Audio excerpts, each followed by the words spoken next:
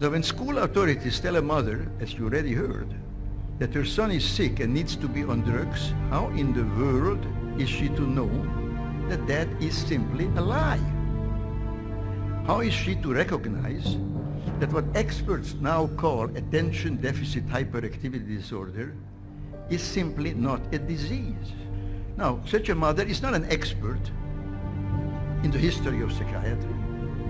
She does not know that psychiatrists have, for hundreds of years, used diagnostic terms, so-called diagnostic terms, to stigmatize and control people. I will only give you a few dramatic examples. When black slaves in the South ran away to freedom, it wasn't that they wanted to be free. They suffered from a disease called drapetomania.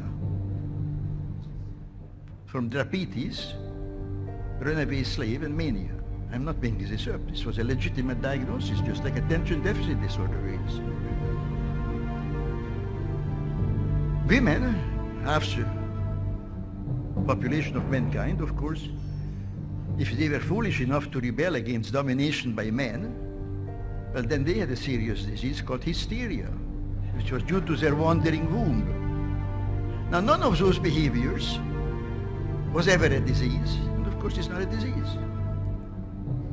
But nor is attention deficit disorder a disease.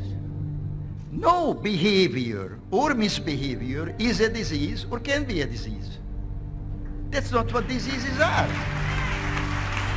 So it doesn't matter how a child behaves. There is nothing to examine. If he's sick, then there must be some objective science to it, which can be diagnosed by physicians and objective tests. That's why as soon as you go to a doctor, they take a lot of blood, take x-rays. They don't want to hear how you behave. When I went to medical school 60 years ago, there were only a handful of mental diseases. I think there were no more than 6 or 7. Now there are more than 300. And new ones are, quotes, discovered every day. Labeling a child as mentally ill is stigmatization, not diagnosis.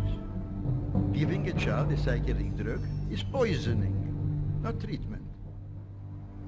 I have long maintained that the child psychiatrist is one of the most dangerous enemies, not only of children, but of adults, of all of us who care to the most precious and most vulnerable things in life. And those two things are children and liberty. So, diseases are malfunctions of the human body, of the heart, the liver, the kidney, the brain, and so on. Typhoid fever is a disease. You all know that, you don't question that. Spring fever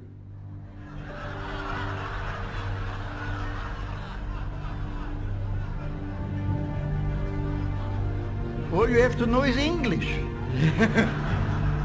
Spring fever is not a disease.